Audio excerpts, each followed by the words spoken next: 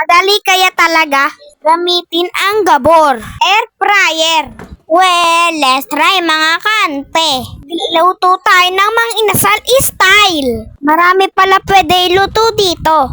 Ito yung gusto ko, yung kakain po ako. Convenient ito sa mga tamad.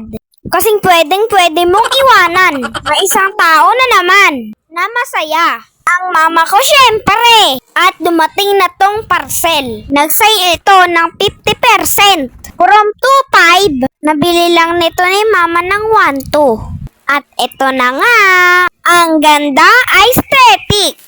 4.5 liters ito. Kasya ang buong manok dito.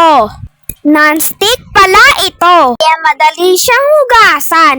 Nakalagay nga pala dito sa taas ang mga pagkain pwede nyong lutuin at kung gaano nyo katagal lutuin. May kasama tong paper. Di ko alam kung ano tawag dyan. Kunin na natin sa rep ang binabad na manok. Nasariling timpla ni mama. 4 na oras niyang binabad ito.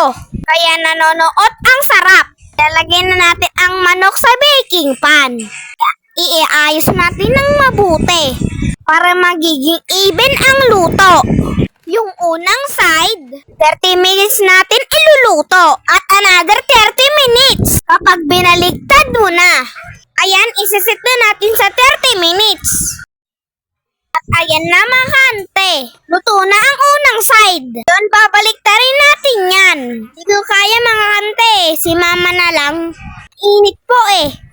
At binaliktad na at babalik natin ngayon. Iseset na natin sa 30 minutes. Bagay na bagay itong sa aking air fryer. Dahil takot ako sa mantika.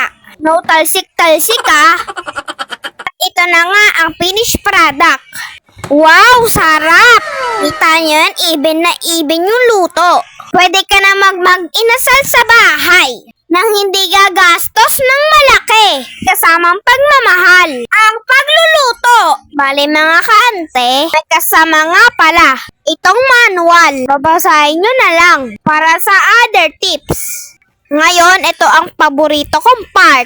Siyempre, ang kumain. Siya nga pala, sarap po ang pagkakatimpla. Ang manok na to, panalo. Halata naman sa pagsubo ko eh. Sunod-sunod, di ba? Pabor sa akin na lagi ako ang nagko-content. Nabubusog na ako. Nagiging famous pa ako. Biro lang po. Sige po, bye!